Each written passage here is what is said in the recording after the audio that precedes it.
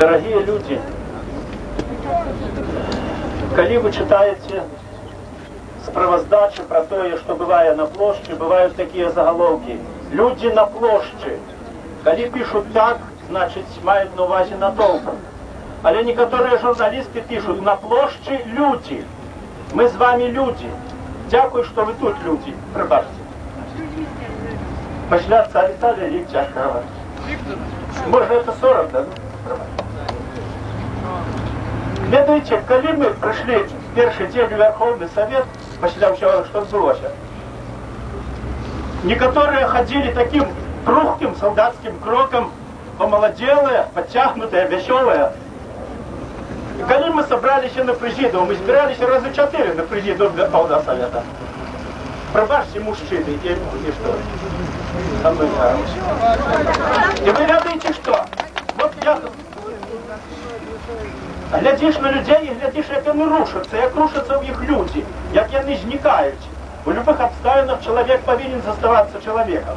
И коли некоторые наши члены президиума на наше запитання в стані здоров'я Горбачова, не тому, що ми з ним цілком погоджаємося, але ж коли ми думаємо про законність того, що відбулося, починають говорити, а це не морально, а може він покривдиться. Не повинні ми цікавитися, розумієте, для себе знаходять оправдання у таким кощунстві.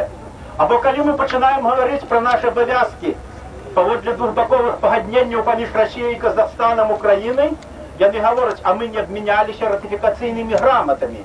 И где просто такое самооправдание, это ганьба. И як вам сказать, я зараз не ведаю, як після всього гэтага мы будем разом працаваць у президиуме, и як після гэтага я буду глядзець на наших першых особаў республики. Коли я первый раз пришел, раніцай вернуўся, у хату зайшов до себе, де я живу, першого, кого я почув, это Малафеева. Він виліз як кажан з темної печори і почав віщати. І почав нам говорити, і почав вчити. Це був перший чоловік, який звернувся до мене, як до чоловіка на радіо. Поважані люди, я б хотів сьогодні сказати просто, що ці дні, може, коли ми перед вами не виступали, лише, як сказати, завжди ніякі наладжували контакти, приймали інформацію. Я хотів вам, може бути, дати першу інформацію про заяву Акаєва.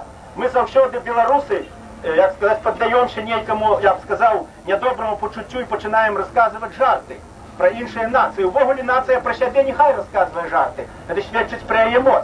Але коли ми коли-небудь називаємо азиатские народы, там, тюбетейки, пробачьте и так далее, давайте мы будем думать. Давайте я вам прочитаю, что Акаев заявил. Как мы про Кыргызстан часом так не думали и не говорили. Я вам зачитаю только некоторые вытримки из его заявы. События последних 2 дней не оставляют сомнений в том, что 19 августа в стране произошел антиконституционный переворот. Допустим, прямо и без усякой, так сказать, без усякого велюму.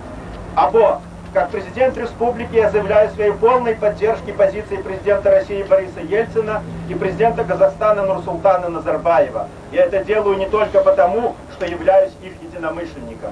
Этого требуют договоры о дружбе и сотрудничестве, заключенные нашей республикой с Россией и Казахстаном. Этого требует наша совесть и наша честь.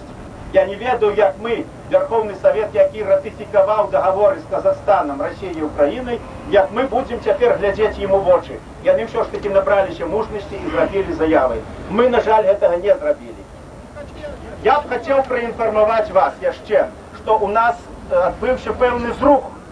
У цей тяжкий час познаються люди. І у президіумі Верховного Совета так само відбувся певний зрух у Лева. Та заява, яка була надрукована і передадена у сродках масової інформації, вона була не підписана усіма членами президіума. Многие члены президиума лечили, что мы повинны дать правовую оценку тому, что отбылося, а не просто закликать народ до спокою. Натурально треба быть спокойными и уравноваженными. Я хочу сказать, что у нас з'явилася заява, вона народжалася вчора ввечері, сьогодні раніцей була друкована. Тепер, може, здається, що це позня заява, але, поважані, шановні сябри, давайте ми не будемо ще рано радуватися. Ще не все, так сказати, закончено, і перемога ще не повна.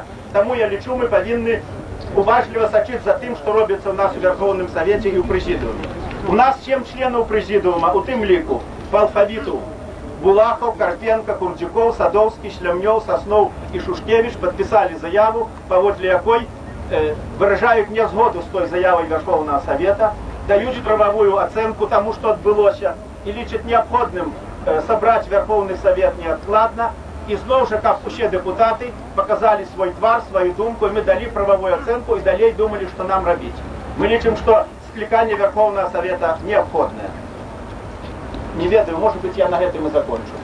Но можно было еще сказать, что Карпенко сегодня подал заяву про выпуск КПСС, Шушкевич, по-моему, вышел 12 липня.